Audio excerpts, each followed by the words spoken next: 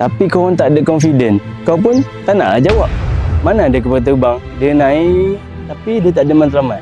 So kalau dia tak ada matlamat, dia naik tu, aku rasa kalau aku nak konsak seorang-seorang, jumpa seorang-seorang, tak ada orang nak dengar macam ni. Okey, Assalamualaikum warahmatullahi wabarakatuh. So, hari ni anda bersama dengan saya lagi, Mael, di channel Mael. Saya Mael. So, hari ni aku ada teringat lah nak buat satu video yang mana ramai juga tanya aku pasal benda ni. So, macam mana nak bina korang punya karakter yang boleh bercakap depan kamera macam sekarang ni.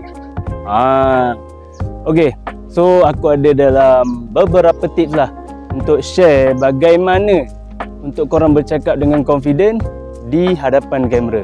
Yang pertama, tips daripada aku, banyakkan membaca. Okay, sebab apa banyakkan membaca? Bila korang nak bercakap satu perkara, pastikan apa yang korang nak cakap tu korang tahu, yakin, jelas, dan korang dapat keluarkan semua teori-teori yang betul ataupun korang rasa yakin dengan teori tu. Seperti contoh, kalau korang tahu pasal satu makanan tu, rasa dia sedap, rasa dia tawar, rasa dia tak sedap langsung, confirm korang punya confident, korang boleh bagi tahu yang makanan tu sedap ke tak sedap. Tapi kalau korang tak makan pun dekat tempat tu, macam mana korang nak expect? Okay, orang tanya kau, kedai tadi yang kau makan tu sedap ke? Tapi korang tak ada confident, kau pun tak nak jawab.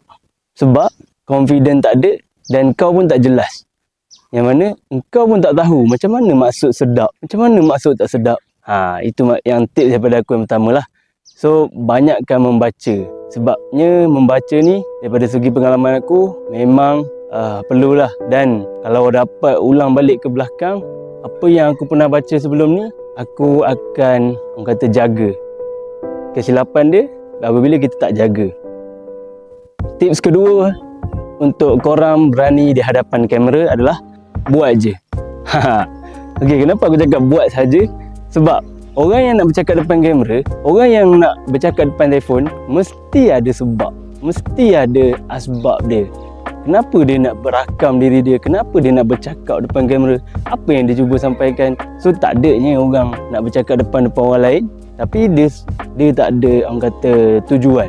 Macam kapal terbang, mana ada kapal terbang, dia naik tapi dia tak ada matlamat. So kalau dia tak ada matlamat, dia naik tu, dia tak tahu nak fly kat mana, akhirnya dia akan jatuh. So tu yang kedua.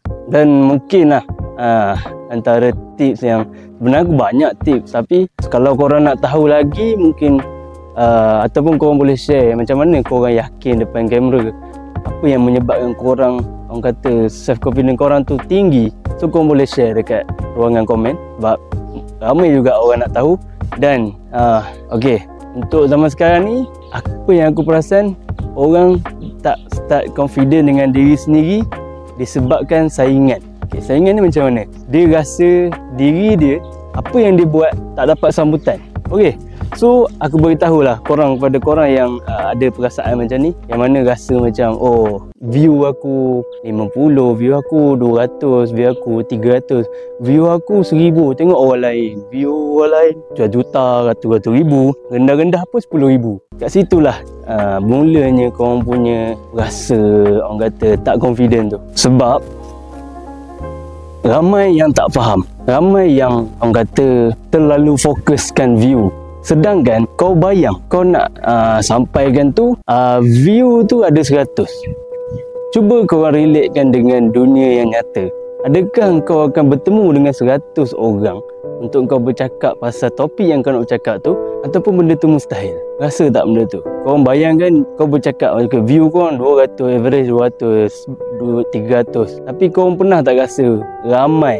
Biar tersebar tu korang rasa, ramai punya 100 orang, ramai punya 50 orang. Aku rasa kalau aku nak konsak seorang-seorang, jumpa seorang-seorang, tak ada orang nak dengar macam ni. So itulah cara korang nak hargai konten yang korang buat. Dan janganlah korang buat satu benda tu dengan target yang kata salah. Kau buat tu, niat kau apa?